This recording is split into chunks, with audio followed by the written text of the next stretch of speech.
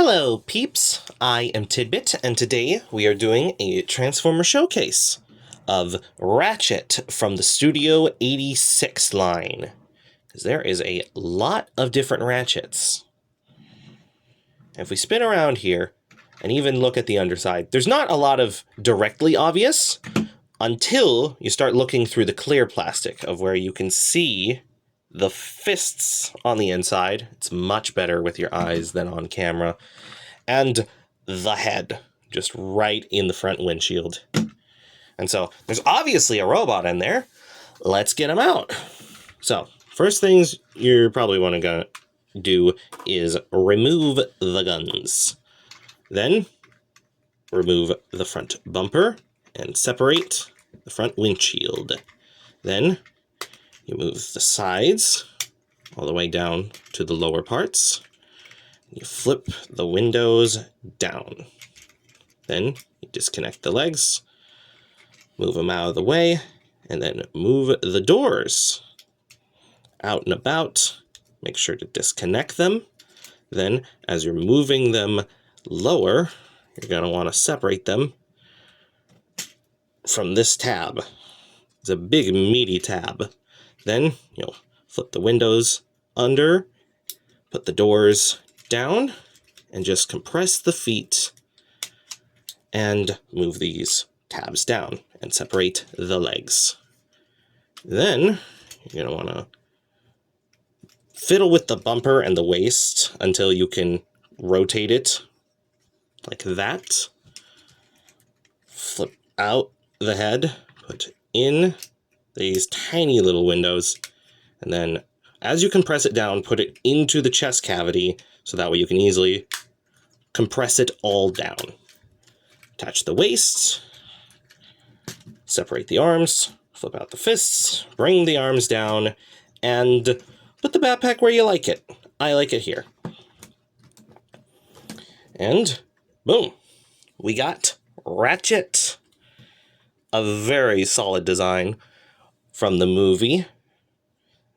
And their guns are standard port size, go in their hands, or you can take off the headlights and put them on the back piece, and you can take the guns, put them on the leg pieces, so it's a bit harder to see if you just have them standing around. And same goes for up here, if you want to put the guns on the backpack, either upside down or pointing up. I prefer not to mess with the ambulance lights because they work back here. They give a nice pop of color down on the legs. And I like storing the guns on the backpack because it really reminds me of like the medic from Team Fortress 2 with the pylons in the back. Looks like there's some science going on with Ratchet.